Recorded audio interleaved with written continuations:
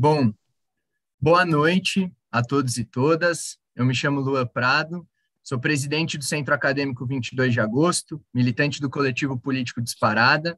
Hoje a gente começa a dar início ao terceiro dia da nossa Semana do 22, uma semana tradicional de debates políticos, de construção de ideias dentro do espaço da universidade. Queria, em primeiro momento, saudar o espaço, agradecer imensamente os convidados. Gostaria também de reiterar a importância da gente, enquanto movimento estudantil, enquanto jovens estudantes, estarmos debatendo a questão da educação, a questão do acesso à universidade, e como é importante justamente a gente construir uma política educacional que seja inclusiva, que busque sempre alcançar uma universidade pública, gratuita, de qualidade, que entenda a educação, o espaço da universidade como um espaço do povo.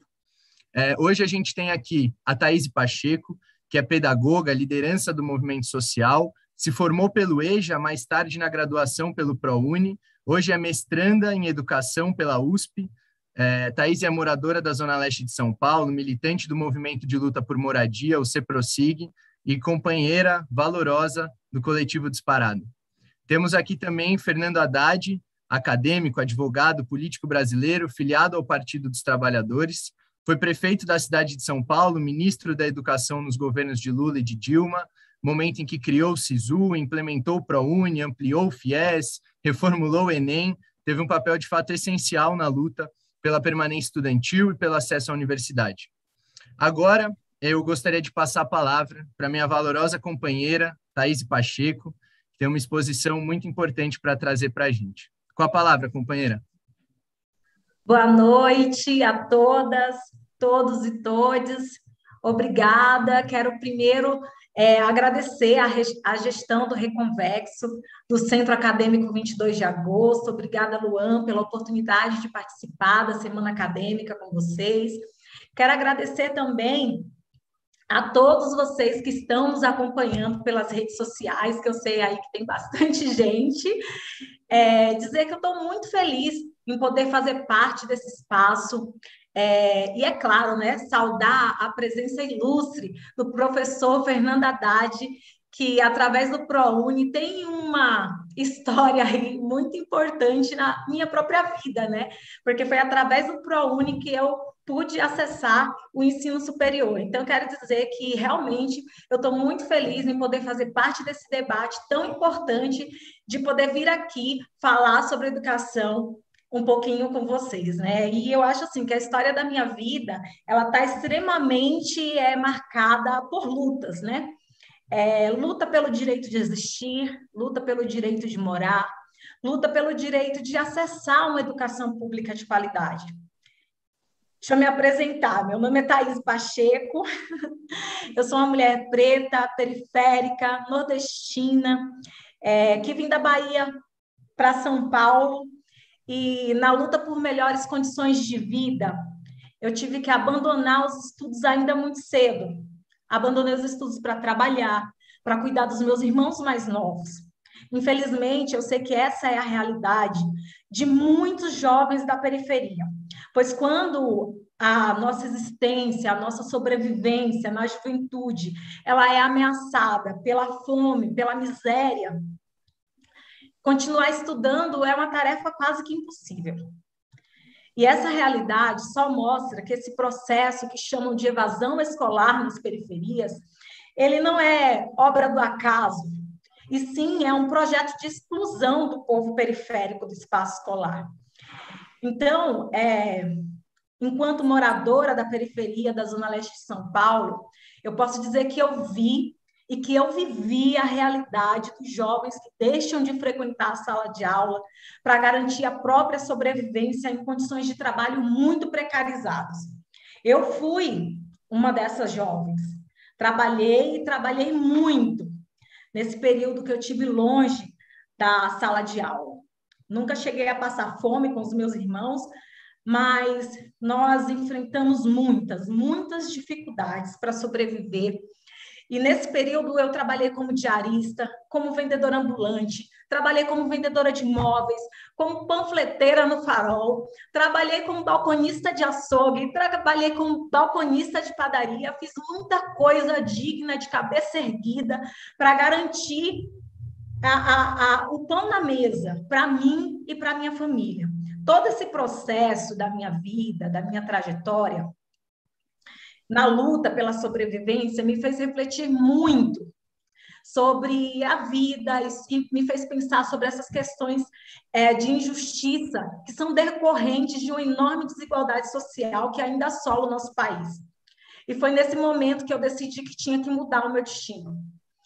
Quando os meus irmãos, né, eles se tornam aí maior de idade, quando eles passam a não precisar mais tanto de mim, graças a Deus, e graças ao Bolsa Família, e graças também ao ProUni, que eles puderam também não passar por coisas que eu passei, eu volto a pensar na realização dos meus próprios sonhos.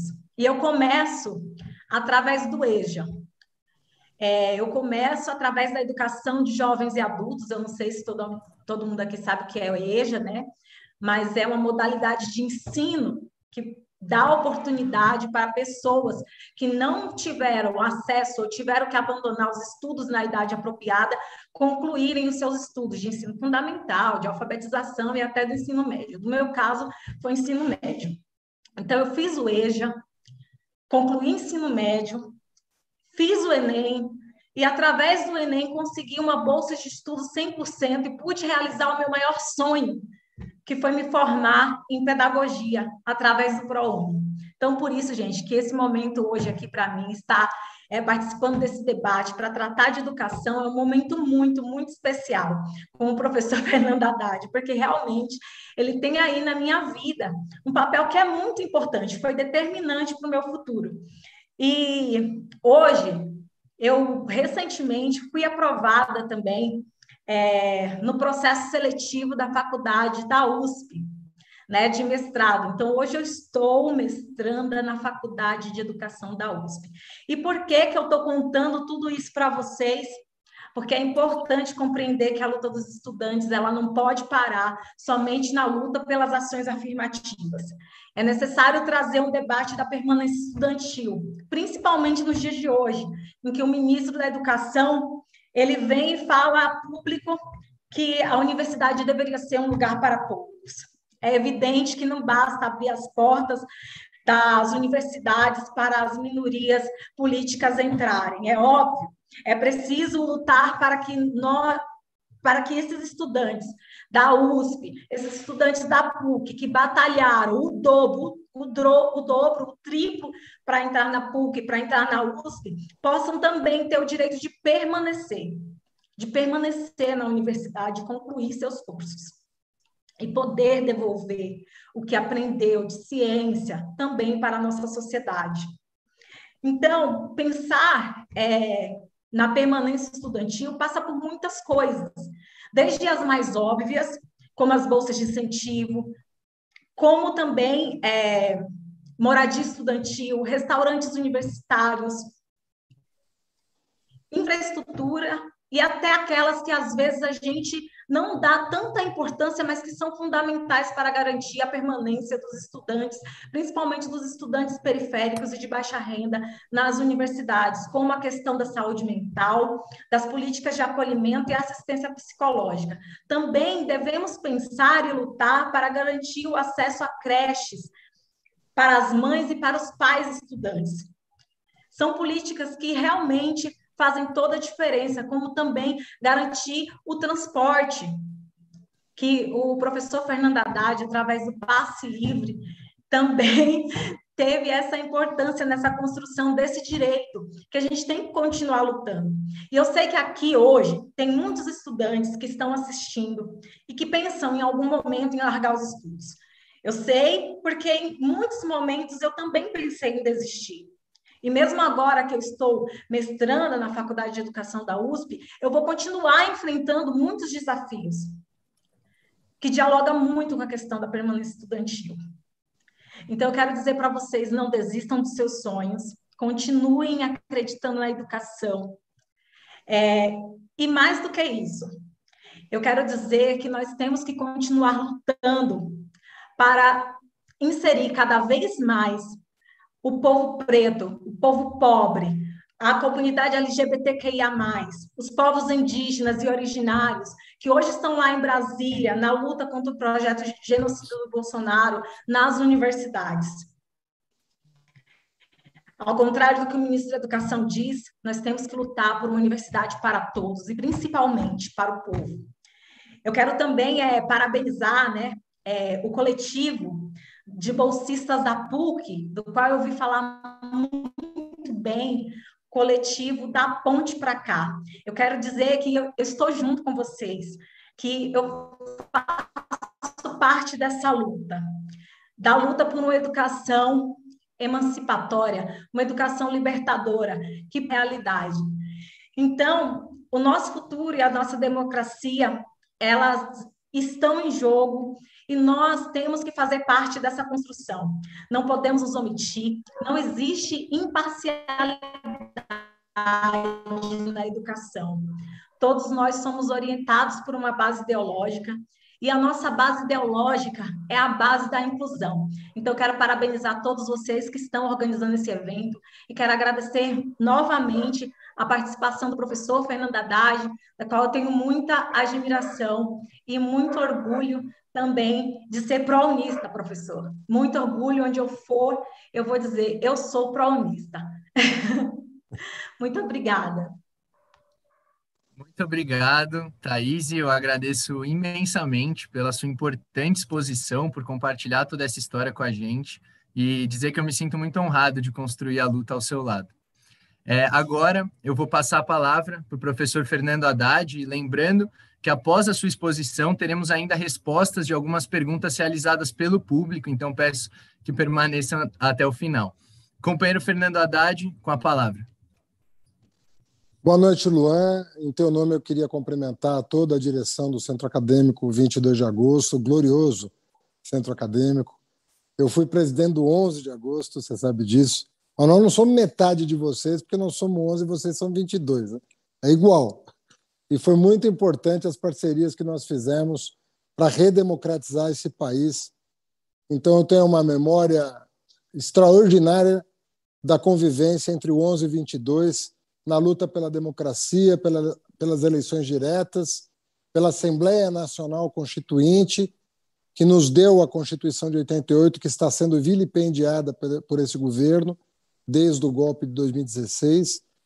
E queria, obviamente, cumprimentar a minha querida Thaís Pacheco, que acaba de dar um depoimento de vida que deve nos inspirar a todos, porque demonstra uma capacidade de superação extraordinária.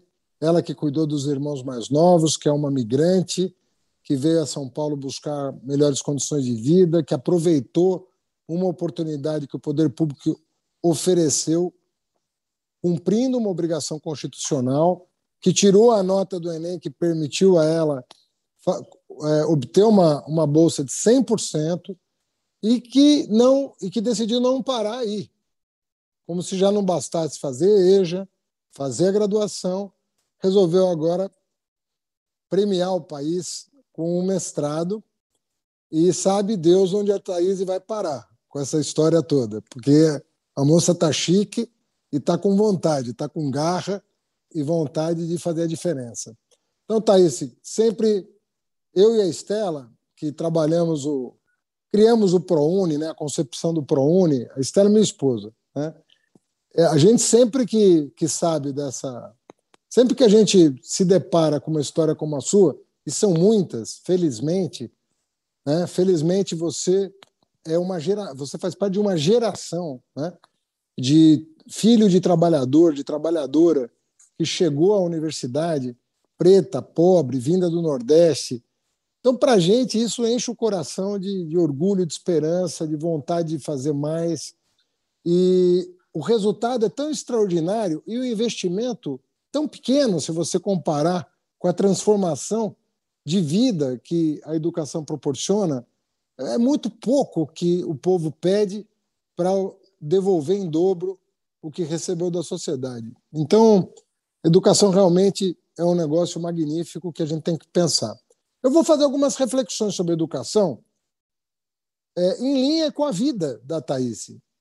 Porque vocês devem já ter ouvido falar, tem uma pergunta célebre na educação, e quando ela for feita por alguém, me desculpem a sinceridade, mas desconfie dessa pergunta.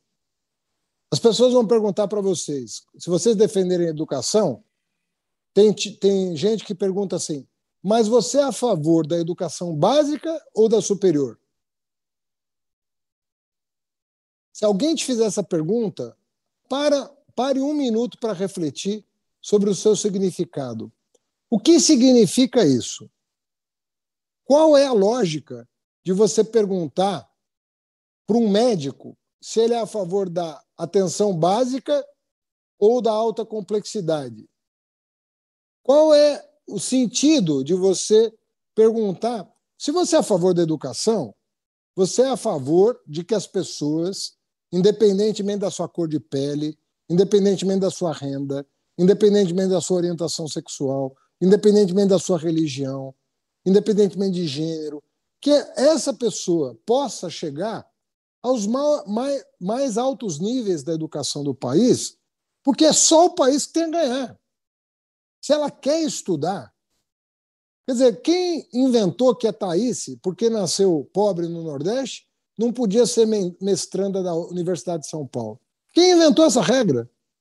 E quem vai dizer quem é que pode e quem é que não pode? Quem é que vai determinar isso? Um país tem que torcer para a sua juventude não querer parar de estudar.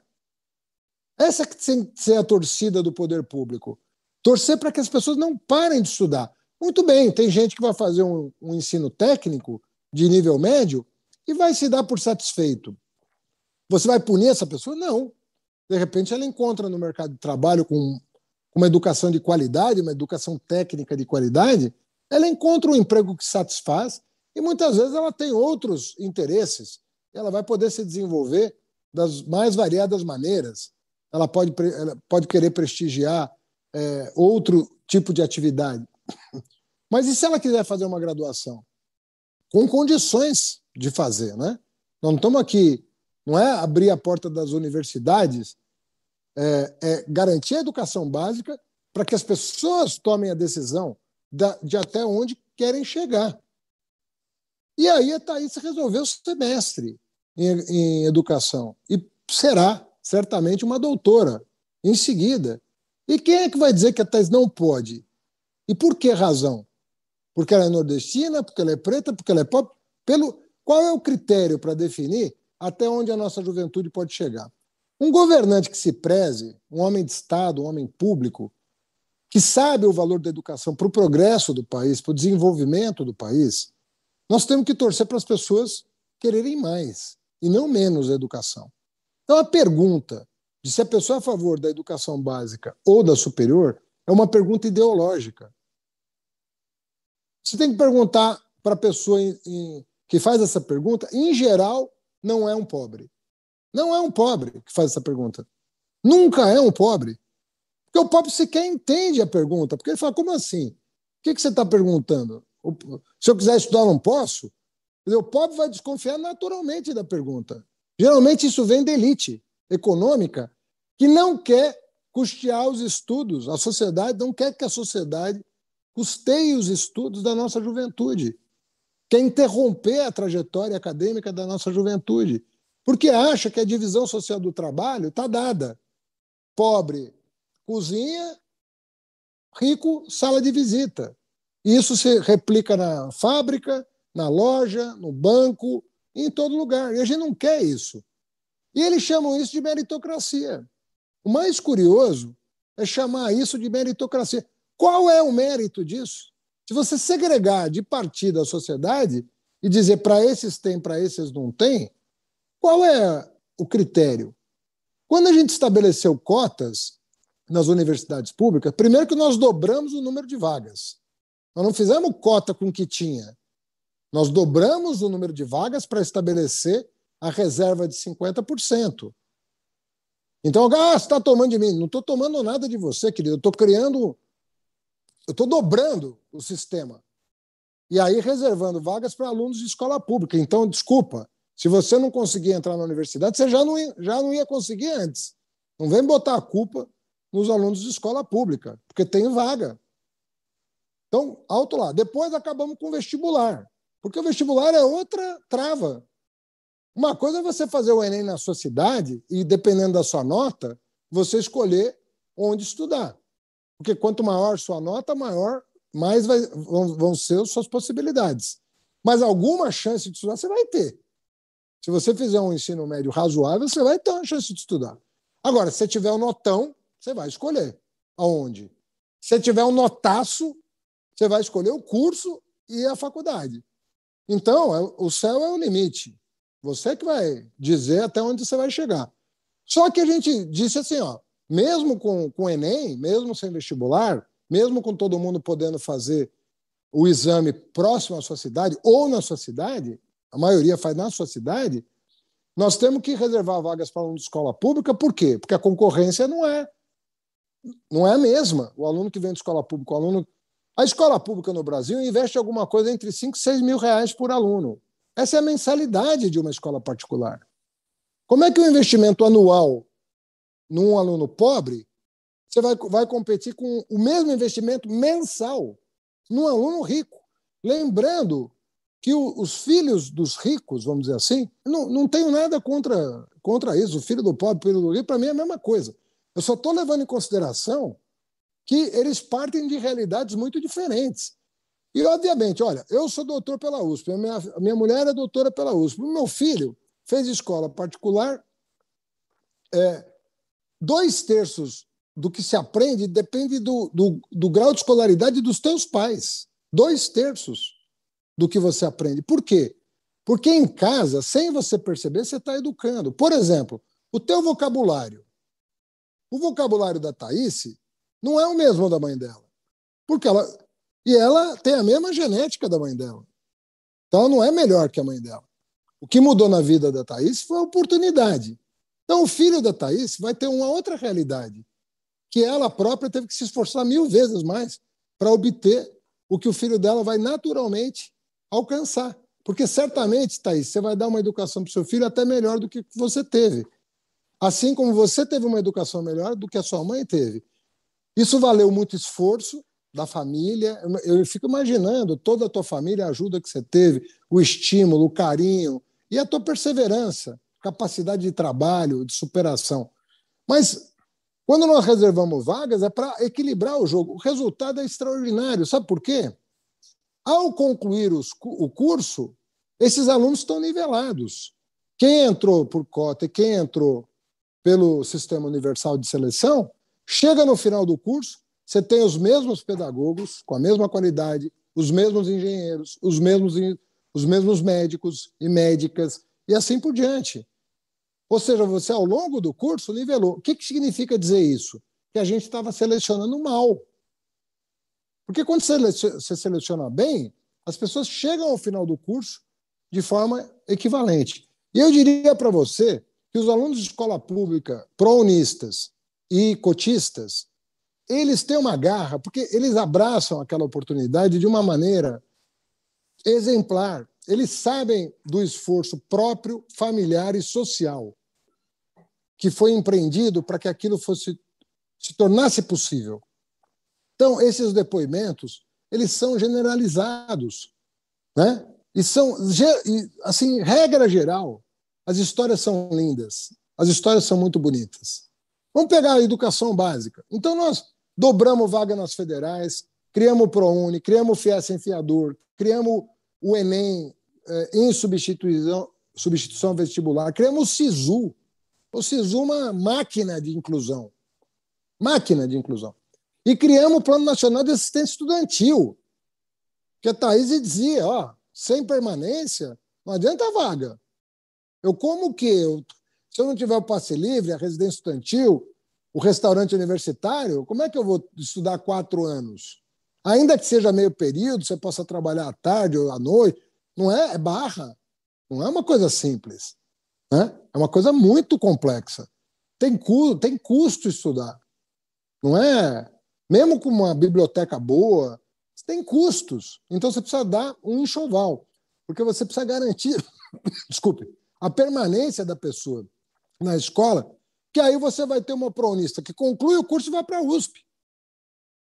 Não é qualquer coisa uma pessoa que saiu da Bahia, veio para São Paulo, fez EJA, fez ProUni e hoje é mestranda na Universidade de São Paulo.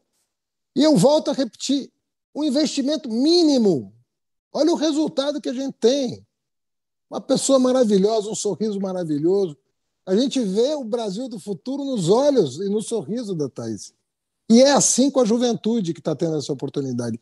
Todos percebem o que isso pode transformar o Brasil. É uma geração nova, com muita garra, que está chegando aí. É uma massa crítica. E a escala é importante. Às vezes as pessoas, não, uma negra entrou. Não estamos falando de um ou uma, nós estamos falando de milhões de pessoas. Nós estamos falando de uma massa crítica nacional. Não é mais um segmento da sociedade que está dentro da universidade. É o povo chegando. Está chegando, a coisa está chegando. Essa massa crítica é que forja projeto de desenvolvimento. Não existe projeto de desenvolvimento nacional sem esse esforço social pela educação superior de qualidade para toda a gente. Porque quando tem projeto, se for a elite branca que vai fazer de um jeito. Se for o povo todo, vai fazer de outro. Aí você chama de nacional. Por quê? Porque vai levar em consideração todos os aspectos do desenvolvimento nacional. Não vai levar em consideração só o Ibovespa. Vai levar em consideração se a desigualdade diminuiu. Vai levar em consideração se a escolaridade aumentou. Vai levar em consideração o IDH. Vai levar em consideração a expectativa de vida, a mortalidade infantil. Os caras só têm olhos para o Bovespa. Pô, a Bovespa subiu, então está tudo maravilhoso, viva o Bolsonaro. Como assim, gente? O povo está passando fome. Ninguém está conseguindo terminar o mês. Tirou a carne e pôs o osso no lugar. Já não tem mais carro. Tem o carro, mas não pode andar com ele, porque é R$7 o litro. Então, projeto nacional, ele tem que envolver toda a sociedade. E quem sabe da vida do povo é o povo. Então, se o povo não estiver na universidade, a universidade não vai ter o olhar necessário para enxergar as reais necessidades do país. Fica uma universidade descolada da realidade, que não participa da vida nacional. Vira a Torre de Marfim. Eu vou escrever. É bonito escrever sobre filósofos alemães. Eu mesmo estudei muito. E acho uma curtição você poder estudar um filósofo alemão, estudar um antropólogo francês, é tudo uma maravilha. Mas você não vai se dedicar à tua comunidade? E aí? Você não vai olhar para o teu país? Você não vai pensar as agruras, as necessidades da tua gente? Estuda o que você quiser. Música clássica, funk, o que você quiser. Mas na hora de fazer um projeto nacional, você tem que pensar a universalidade dos problemas nacionais. A educação básica, eu vou citar o exemplo desse ministro da universidade para poucos, né? Ele não sabe, esse homem não leu nada na vida dele. Não é possível uma pessoa no século XXI falar isso. Nem no século XVIII falavam isso. Porque as reformas universitárias começaram no começo do século XIX. No começo do século XIX, o mundo desenvolvido está fazendo as reformas universitárias. A reforma do Humboldt na Prússia é uma reforma da primeira metade do século XIX. Então, o cara está 200 anos atrasado, esse ministro. Pelo menos 200 anos atrasado. Né? E ele falou outra coisa que eu queria chamar a atenção, que a criança com deficiência atrapalha a educação. Isso é muito profundo o que esse homem falou, porque isso revela não só que ele é um ignorante absoluto, mas tem um grau de perversidade na frase que eu gostaria de chamar a atenção. É o mesmo cara que não quer o pobre na universidade. No fundo é a mesma coisa, a mesma lógica. Quer dizer, ele não quer o pobre na universidade, ele não quer o preto na universidade, e ele não quer a pessoa com deficiência na escola pública. Porque não é o lugar dela na visão dele. Não é o lugar para ela. E você tem agora esses depoimentos lindos na internet, eu estou recebendo direto do Brasil inteiro, por uma razão, Thaís. Do mesmo jeito que nós fizemos o ProUni, nós fizemos o maior programa de inclusão educacional da história do Brasil.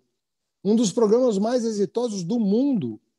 Sabe o que nós fizemos? Eu vou contar isso, porque pouca gente sabe. Como o tema está quente, eu vou aproveitar para fazer propaganda de coisa boa. E não é de coisa que vai ser feita, é de coisa que foi feita. Porque se a gente não abraçar as conquistas, as poucas que tivemos, nós vamos perder até elas. A criança de baixa renda com deficiência recebe o BPC, Benefício de Prestação Continuada.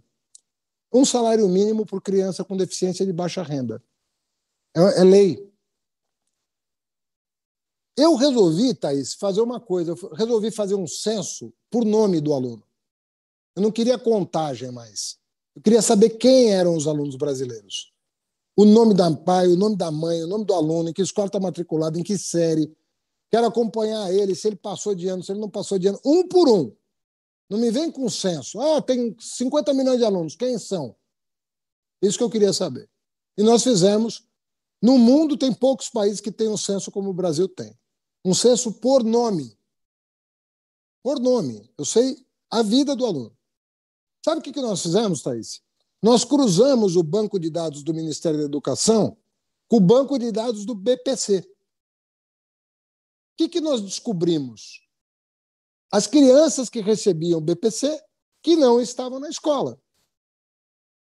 Quem estava no banco do BPC em idade escolar e não estava na escola, essa criança não estava tendo o seu direito à educação assegurado. Ele tinha o BPC, mas ele não frequentava a escola. Aí nós descobrimos que a maioria dos pais não punham as crianças na escola por vários fatores. Primeiro, achavam que iam perder o benefício. Sabe Deus por que razão? Segundo, tinham vergonha, muitas vezes, de buscar o seu direito, porque achavam que não tinha. Como a cidade não tinha APAE, a maioria das cidades não tem APAE, não ia para a escola. Justamente com essa visão inculcada na cabeça das pessoas de que criança com deficiência atrapalha. Então não procuravam a escola. Achavam que ia perder o benefício, não procuravam a escola, às vezes de vergonha de pedir um direito seu, assegurado por lei. Em terceiro lugar, porque muitas vezes a escola não tinha condições de receber a criança. Então eram várias razões para não colocar a criança na escola. O que nós fizemos? Esclarecemos os pais que não só eles não perderiam o BPC, como era uma obrigação aquela criança frequentar a escola. Encaminhamos para a escola pela assistência social. E encaminhamos dinheiro para a escola, preparar aquela escola para receber aquele aluno. E o depósito do dinheiro ia direto na conta da escola. Direto da conta do diretor da escola ou da associação de pais e mestres. Porque às vezes era uma rampa para um cadeirante, às vezes era um elevador, que era mais caro, às vezes era a contratação de professor de Libras, né? língua de sinal, sinais. Às vezes faltava dinheiro para comprar um livro em braille, ou o DOS-Vox, que era um dispositivo que lia o livro. Né? Lia o livro, como hoje tem, né? Você clica lá, tem o áudio livro, né? Para comprar o DOS-Vox. E nós começamos a equipar as escolas.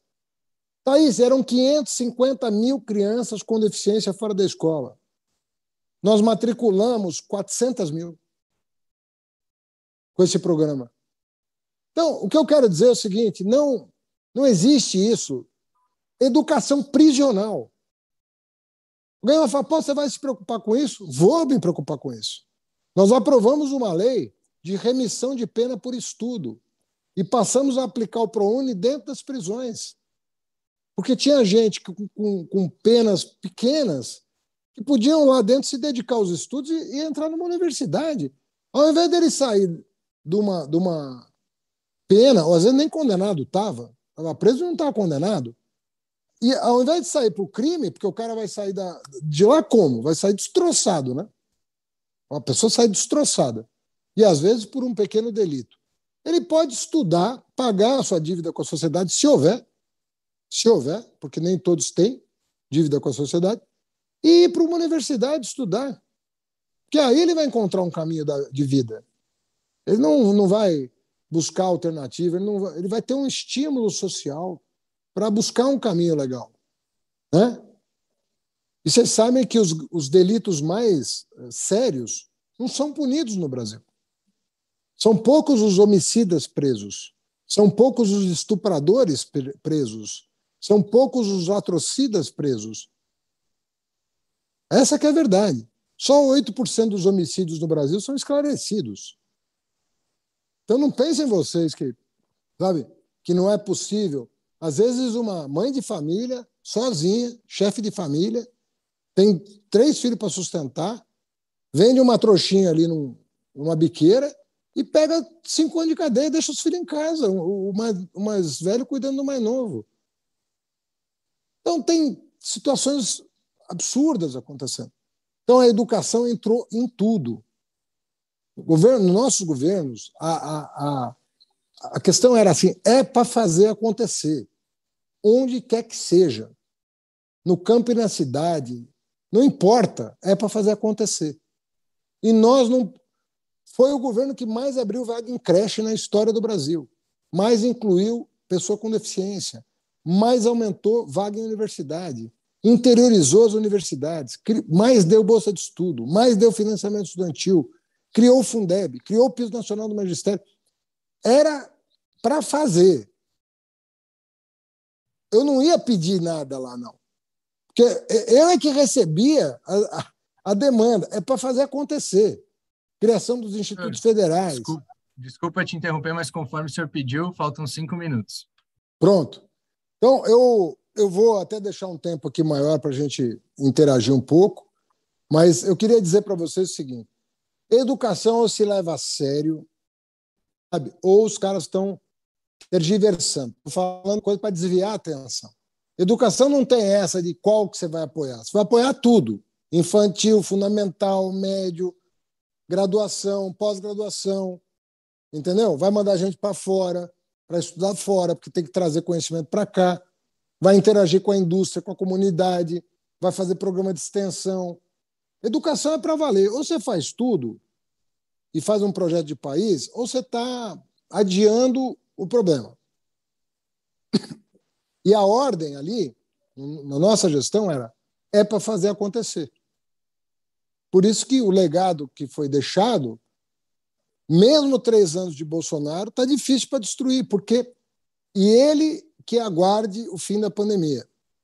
Ele que aguarde o fim da pandemia. Porque a hora que nós estivermos seguros em relação a isso, a educação é a que vai para a rua fazer acontecer.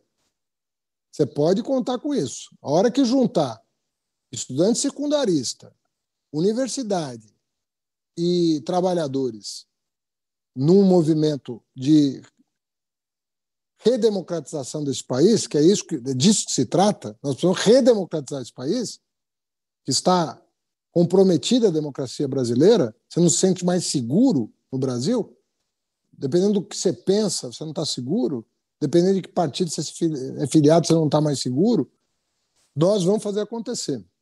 Porque a hora que junta trabalhador, trabalho e educação, é difícil segurável. Então esse governo aí não perde por esperar, porque vai rolar um negócio bonito nesse país.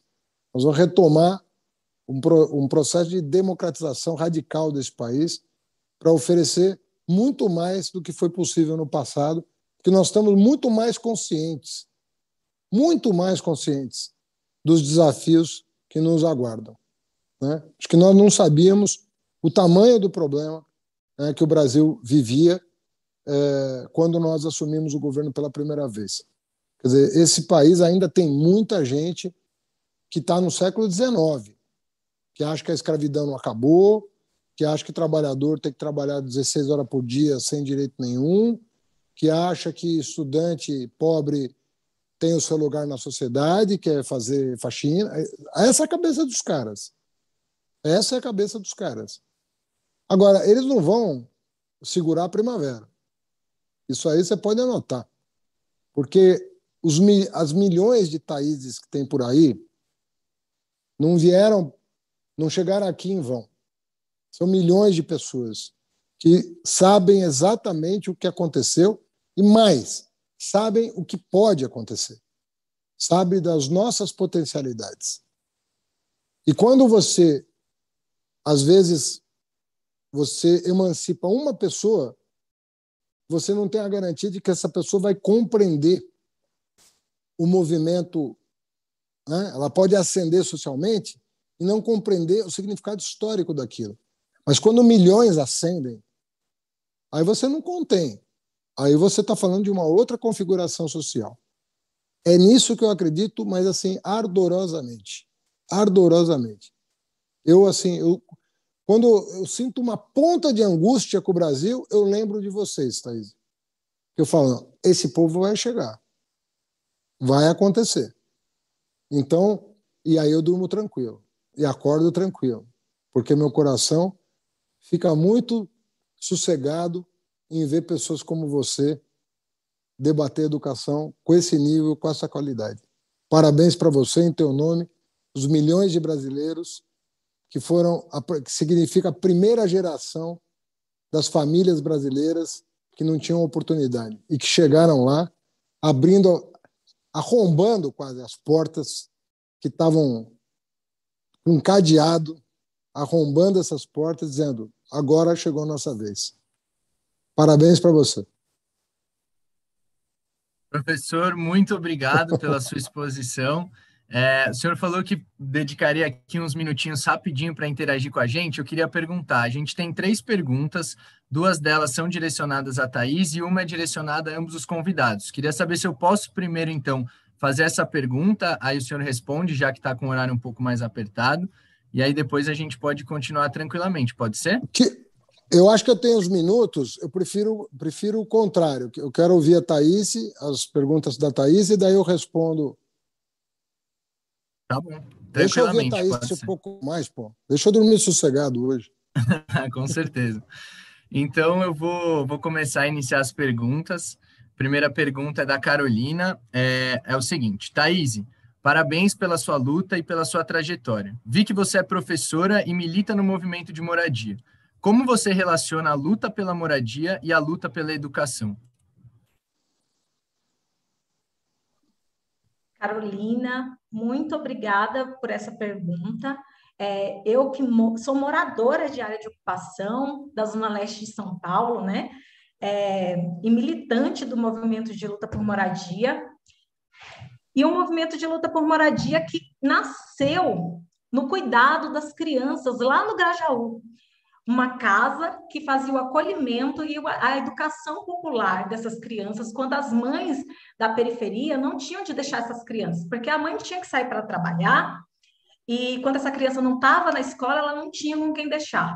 Então, o projeto Se Prossigue, ele acolhia essas crianças e da necessidade dessas mulheres que não tinham onde morar também, se tornou essa casa de acolhimento de crianças e de educação de crianças no contraturno escolar, se tornou uma luta pelo movimento de moradia. Acho que o professor Fernando Haddad deve até já ter ouvido falar de um terreno chamado Takao Minami, no Jardim Nova Vitória, que tem título de posse também hoje, graças à política da gestão do prefeito, enquanto prefeito, Fernando Haddad.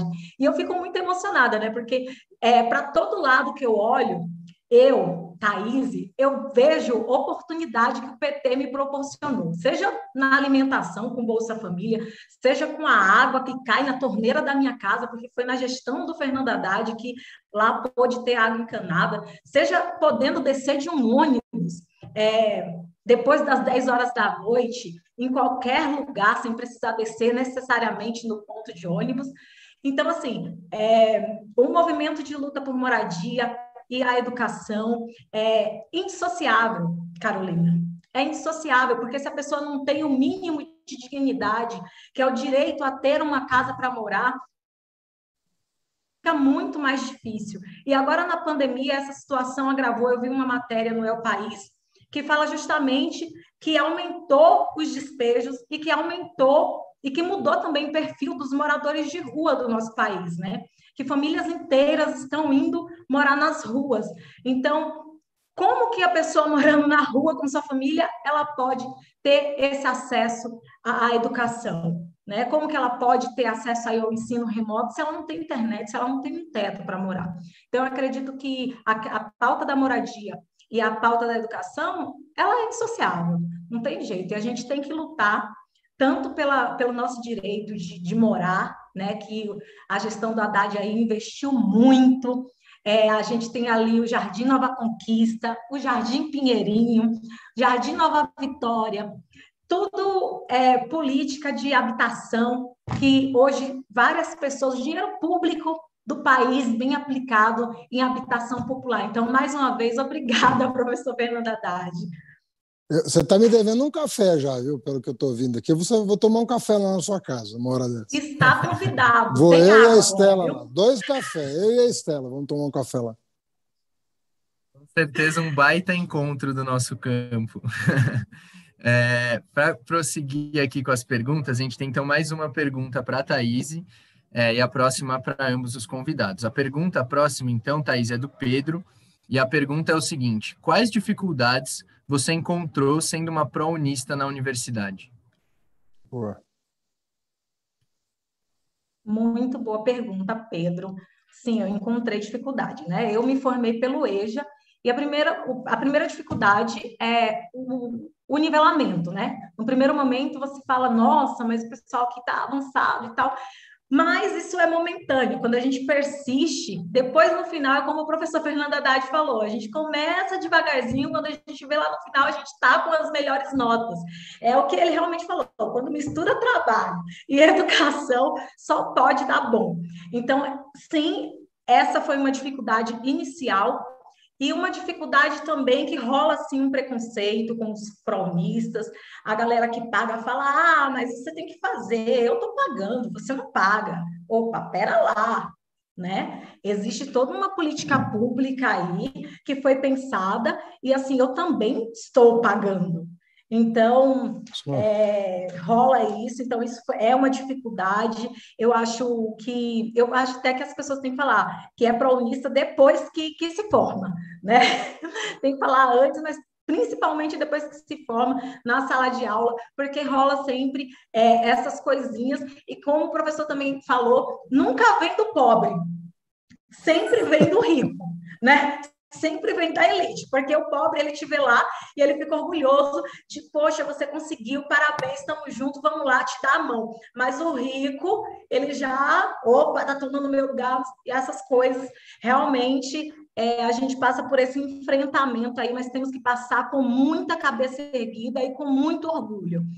E uma outra coisa é a questão da escuta da universidade, quando o jovem pró-unista ele tem um problema, uma dificuldade com a secretaria, alguma coisa. Então, assim, a gente vê essa diferença no dia a dia, né? Mas, é como eu falei, tudo é luta, e a gente precisa, sim, ocupar esse espaço com muita valentia, com muita coragem, porque ainda que digam que esse espaço não é seu, que você não tem que estar lá, você tem que se impor e dizer, não, esse espaço é meu. Então, eu acho que essas foram as principais dificuldades, mas nada se compara ao que a educação me trouxe, né? Que é a capacidade de transformar a minha luta tanto pela moradia como pela educação, não só numa luta individual, mas numa luta coletiva. Uma luta coletiva para que mais pessoas possam acessar esse espaço. Eu não falei aqui, mas eu faço parte também do Cursinho Popular Elza Soares, onde eu devolvo para a sociedade um pouco disso, através da educação popular, trazendo mais jovens, preparando jovens para disputar o Enem, para entrar nas universidades de excelência, porque eu acredito, ao contrário do ministro da Educação, que os melhores cargos ocupados no Estado e no mercado de trabalho são projetados e preparados nas universidades de excelência. Então, é esses espaços que a gente tem que ocupar. É só quando o povo estiver nesses espaços de poder que a gente vai construir políticas públicas de verdade que pense no povo brasileiro. Muito Acho que obrigado. respondeu aí, né? Com certeza, companheira, mais uma intervenção brilhante, obrigado.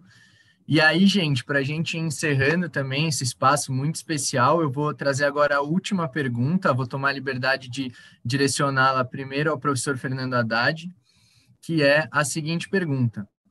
O que os convidados estão achando da confusão nos atos do dia 9 de setembro?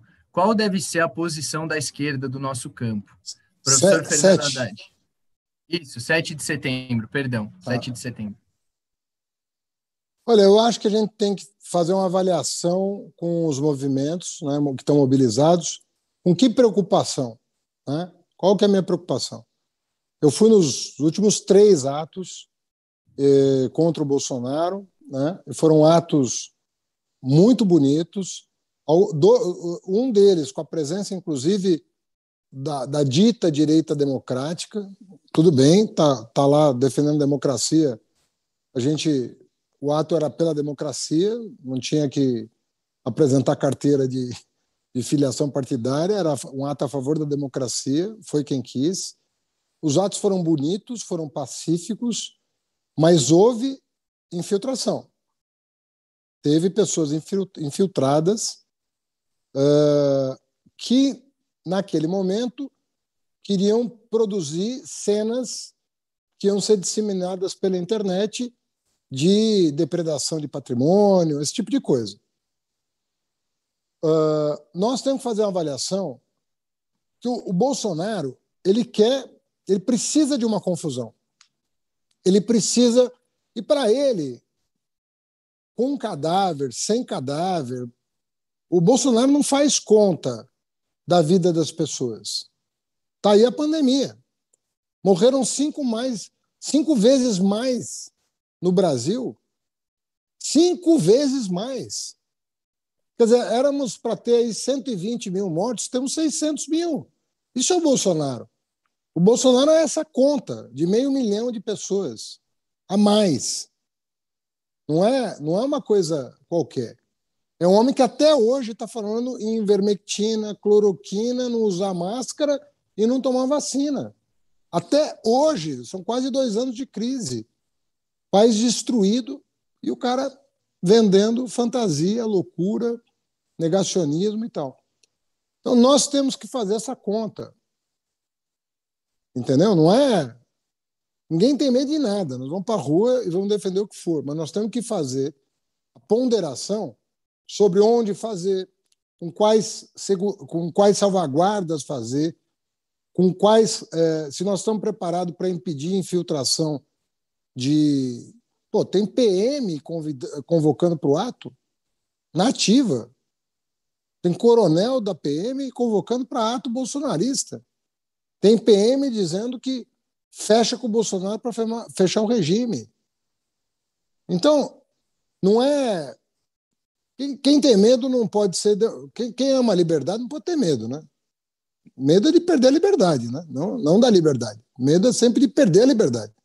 Então, a única coisa que eu acho que hoje começaram alguns entendimentos, e eu acho que a gente tem que respeitar os organizadores, né, para a gente ter a tranquilidade de poder fazer o nosso ato, sem a provocação dos fascistas, que, como eu disse, não respeitam nem a própria vida, nem a dos outros. Não respeitam a vida.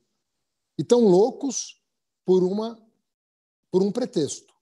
Estão loucos por um pretexto. Para disparar arma de fogo, para fazer bagunça no país. Então, tendo inteligência, nós vamos longe contra esse governo. Tem que usar a inteligência. Não pode... Nós estamos numa situação muito crítica no país. Se a gente tiver maturidade, inteligência, nós vamos vencer o fascismo. Vamos vencer. Mas nós precisamos saber que daqui para um ano, tudo que ele puder fazer para... Toda a arruaça que esse homem puder fazer daqui para um ano, ele vai fazer. Ele precisa da arruaça. Ele precisa da desordem. Ele vai promover. Porque o brasileiro não quer isso. O brasileiro quer emprego e salário, porra. Quer botar comida na mesa, dar dignidade para sua família, ver seu filho estudando. É isso que o povo quer. O Bolsonaro não quer isso. E ele não tem o que oferecer. a não ser os fantasmas que ele próprio cria. Então, com essas cautelas, eu não vejo nenhum problema. Fomos 4 vezes para a rua, vamos mais 10, vamos mais 20. Não tem... Rua não é dele, a rua é pública, né? É só isso. Só a cautela em relação aos provocadores, porque vai ter baixaria. Eles estão armando baixaria. Só com inteligência nós vamos vencê-los. Só isso. Obrigado, professor. Certamente estaremos na rua. Agora eu vou passar para a Thaís, fazendo a devida correção na minha fala, né? Que a pergunta é: o que os convidados estão achando da confusão nos atos do dia 7 de setembro? E qual deve ser a posição da esquerda do nosso campo? Thaís, companheira, com a palavra. Bom, eu concordo plenamente com o professor Fernando Haddad. Eu acho que realmente o Bolsonaro, o bolsonarismo está querendo provocar o caos, né? Está querendo provocar a violência, e que nós temos que ser cautelosos, né? Prudentes nesse momento, que é um momento delicado em que a nossa democracia está sendo realmente atacada e que uma confusão, violência, essa disputa como se fosse torcida de futebol é realmente o que ele quer, gerar esse conflito. E a gente sabe que a política ela é muito maior e muito mais importante do que isso. Então, a gente precisa tomar esse cuidado para não cair nessa armadilha, dessa rivalidade a esse ponto. Né? Então, nós temos uma posição, que é a posição de estar ao lado do povo, mas também uma posição de estarmos organizados e mobilizados com o povo e com os movimentos sociais, com os partidos de esquerda que estão organizando essa ação, porque só assim, juntos, unidos e alinhados, né, gente, para ter uma manifestação pacífica e organizada, como a gente sempre fez, porque a nossa luta não é com violência, a nossa luta é com arte, é com sorriso no rosto, porque, como meu irmão, que é açougueiro, sempre fala, se a gente parar para chorar e correr enxugando lágrimas, dá muito mais trabalho do que correr sorrindo. Então, a gente tem aí a democracia brasileira para defender, então vamos fazer a luta com pacificidade e com sorriso no rosto e muita coragem para derrotar o Bolsonaro e o bolsonarismo. Venceremos. Venceremos, sem dúvida. Na luta. Gente, muito obrigado, Thaís, pela resposta. Mais uma vez, muito obrigado ao professor Fernando Haddad também pela presença, pela disponibilidade. Falar aqui em nome da gestão do Centro Acadêmico, Gestão Reconvexo, é uma honra, uma alegria enorme estar dividindo esse espaço com vocês, com 2 pessoas que a gente admira e que servem muito de inspiração para a nossa luta. A gente está chegando ao final desse nosso debate, dessa nossa conversa. Obrigado novamente a todos e todas que acompanharam, que nos assistiram. E a luta segue, seguiremos lutando, derrotaremos o bolsonarismo, traremos Lula de volta com a força do povo. E é isso, gente. Muito obrigado. Boa noite a todos e todas. Boa noite, gente. Boa noite, Thaís. Boa noite, Ivan. Boa noite, Luan. Haddad. Tchau, Boa Luan. noite, Luan. Obrigada. Um abraço gente, aí à Gestão obrigado. Reconvexo. Obrigada pelo convite. Tamo junto, gente. Tchau, tchau.